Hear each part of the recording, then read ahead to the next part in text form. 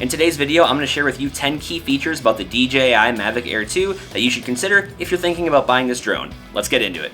Number 1, collision sensors. Now this was a key selling point for me because I've crashed 2 drones in the last 3 years, those of which did not have any sort of obstacle avoidance, and having the collision sensors on here just kind of gives me that extra sense of comfort, knowing that if I do get too close to something, I'm not going to crash into it. So let's break that down. On this drone right here, there are collision sensors on the front, 1 collision sensor on the back, and collision sensors on the bottom. Now there is no collision sensors on the top of the drone because, well, for one, you should not be launching your drone underneath anything. Whether it's an awning, a tree, or a canopy, it should be pretty self-explanatory, but there's always that one idiot out there. Now based off of my experience flying this drone, if you get within about 15 feet of an object, your phone, which is connected to your remote, is going to start lightly beeping, and the screen on your phone is going to start flickering like a faint orange.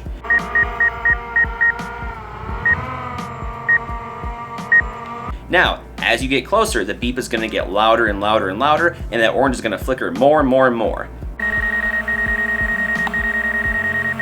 Now, when you do come within about 5 feet of that object, the drone is simply just going to stop. It's not going to move any further. It's kind of like hitting an invisible wall, only without crashing it.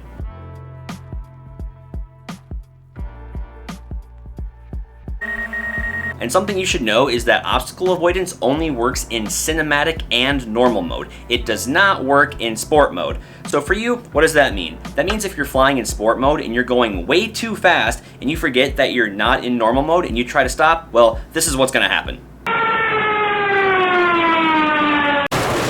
Yeah, that was a sad day.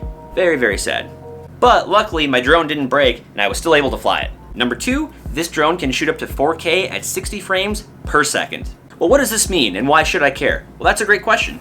And I'm going to tell you, shooting in 4K at 60 frames per second basically means that it's going to shoot really high quality footage and pick up a lot of detail. And if you happen to be someone like me that does a lot of video editing, hence the YouTube channel, this also means that you're going to be able to crop in on your video clips just like this right here without compromising the video quality. And shooting at 60 frames per second is also going to allow you to get those stunning slow motion clips. I personally shoot everything at 60 frames per second in 4K because I save everything that I shoot. And a lot of times I will repurpose a lot of my video clips so that way I can sell them on stock footage sites or just kind of use them later on as B-roll in later videos. I do a lot of these hand gestures. What of it? Now all the videos that I upload on YouTube are not in 4K, but I purposely always shoot in 4K, mainly because it allows for more flexibility when editing a video versus kind of being stuck with what you got in 1080p. Now at bare minimum, this drone will shoot at 1080p at 24 frames per second. Now between shooting at 1080p and 24 frames per second and shooting up to 4K at 60 frames per second, there is a lot of different variations in between there that you can shoot in as well. And I'll pop those variations up on the screen right now. Feel free to pause the video if you need to. Number 3, the auxiliary light. Jesus, Mary and Joseph, that is bright. This is a pretty awesome feature and it allows you to keep a direct eye on where your drone is at when you're flying it. Now I rarely ever have this feature on because I'm usually not filming after sunset, but if I'm flying with other people and it's starting to get dark, what I'll do is I'll flip that on. Actually, we'll all flip on our auxiliary lights for the drones that have them, just so that way we kind of know where each other is flying and that way we don't crash into each other and waste $1,000. So good tip to keep in mind. Now there are a lot of times when I'm flying at like a local park to capture sunsets, and when I do that, I will purposely turn on my auxiliary light just to make it known that I am there, just so that way no crazy Karen thinks it's like some radioactive bat from hell coming to give her rabies. Just saying. Altogether, if it's during the day and it's pretty bright out, I really don't see a need to have it on, but if it is starting to get a little bit dark and the sun is starting to set, it probably is a good idea just to keep it on, just as a good safety practice. Number 4, the weight. So the DJI Mavic Air 2 with the battery does weigh in at about 1 pound, 4 ounces. And the reason why I feel this is worth mentioning is because if you're like me and you love to shoot long exposure photos on your drone, the more weight the drone has to it, it's going to be able to fight the wind better and give you better stability. Compared to that of the DJI Mavic Mini model, which only weighs about 249 grams, or about half a pound. Now I was always able to get some pretty spectacular long exposure photos on the DJI Mavic Mini, but I always had to rifle off anywhere from 8 to 10 to 12 photos, and sometimes even more, before I could get that nice, stable shot. Now the DJI Mavic Mini 1 is also as light as a feather, which means it also gets tossed around like one too. Now for those of you that don't know, if you are taking a long exposure photo on your drone needs to be as still as a tripod. Otherwise, even just the slightest little bit of movement will cause your photo to blur. Now if you guys do want to learn how to take long exposure photos like this, on your DJI Mavic Air 2, I will post a card somewhere up here in the corner. You can click on that, or you can click the link in the description, and that will also take you to my other video, which will show you how to take long exposure photos on your DJI Mavic Air 2. Number 5, the DJI Fly More Combo Pack. Now, if you're buying a drone for relatively more serious matters like real estate photography or capturing those rare moments in the sky, or for a YouTube channel, like moi, I would recommend buying the Fly More Combo Pack, mainly because it comes with 3 batteries, and each battery will give you up to about 30 minutes of flight time. Now, this is super important because there is nothing worse in the world than being out in the field, flying your drone, having a good time, getting all the picture and video that you need, then all of a sudden, your battery is low, and you have to stop flying and stop filming so you can land your drone to recharge it. And these batteries do take roughly about 1 hour to recharge as well too. And trust me when I say the last thing that you want to have to do is land your drone, only to recharge one of these bad boys, only to miss out on that perfect sunset. Happens to the best of us. And with the DJI Fly More Combo Pack, you do get a spare set of propellers, joysticks, a pack of ND filters, and a protective carrying case, making it super easy to travel with, just to name a few. And the last time I checked on Amazon, the DJI Mavic Air 2 does go for around $1,000. Now, if you do want to save yourselves $100, you can pretty much just buy the base kit, and aside from the drone and remote, it really only comes with a battery and a set of propellers. And if you guys do want to purchase either of those drones, I made it super easy for you, and I included the link down in the description below.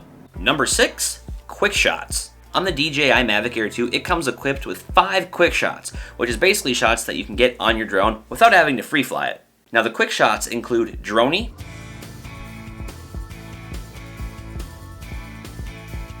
Helix,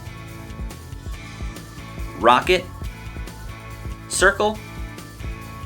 All you have to do is select your shot, and of course make sure that you're in an obstacle-free area, press record, you gotta just press record, and let the drone do the rest. Now, you can also free fly your drone and get these same shots as well, but it's kind of tough because you have to be super precise, super still, and that means like no hand shaking. And for an alcoholic like me, that can be a little bit of a problem. Now, I've been able to get pretty good at free flying over the years and still get some pretty spectacular shots, but having quick shots available is going to make it super simple, super easy, save you a lot of stress, battery life, and it's going to up your drone game significantly. Number 7, this drone actually has a 48 megapixel camera. Having a 48 megapixel camera built into this drone is not only going to allow you to take some super stunning photos, but it's also going to allow you to get a lot more detail in the photos as well. Especially if you snap a really stunning landscape photo, that's actually going to allow you to be able to blow up the image without compromising the quality. Fun fact for you, the majority of the thumbnails that I actually have on my YouTube videos, I shoot those in 48 megapixels. And the reason why I do that is because they easily turn out 10 times better compared to shooting them in the single mode, which only captures your photo in 12 megapixels. Now, built into this drone, there actually are 3 other photo modes as well, such as AEB, Smart, and Burst. I've only ever used each of those modes maybe like a handful of times, and the only reason is because I use my drone more so for video purposes, but they really do offer a lot if you know how to use them. Number 8, Hyperlapses. Who doesn't love a good old hyperlapse, especially at sunset? Now, these are relatively easy to shoot, it's just a matter of lining up your shot and shooting at the right time. But similar to the quick shot mode, there are a few different preset hyperlapse modes that you can choose from. So that way all you really have to do is select your subject and press record. Now, these are super fun to take, but just keep in mind, they will eat up your battery. I once had a hyperlapse, and I kid you not, it took me about 10 minutes to fully shoot. Now, the end result was well worth it, but if you do plan on shooting hyperlapses, make sure you definitely do have a few batteries and make sure that they're charged. All of a sudden, that Fly More Combo Pack ain't looking too bad right about now.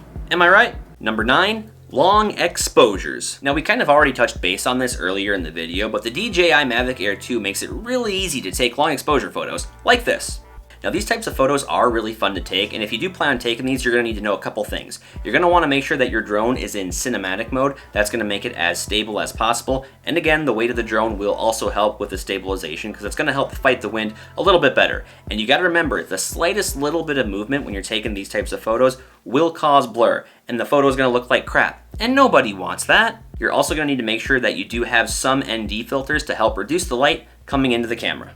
Now, included with the Fly More Combo Pack, there is 3 ND filters that do come with it as well, just to make it a little bit more convenient. And again, if you do want to learn how to take long exposure photos on the DJI Mavic Air 2, I'll go ahead and pop that card up in the corner, and I'll post the link in the description as well. Number 10, flying modes.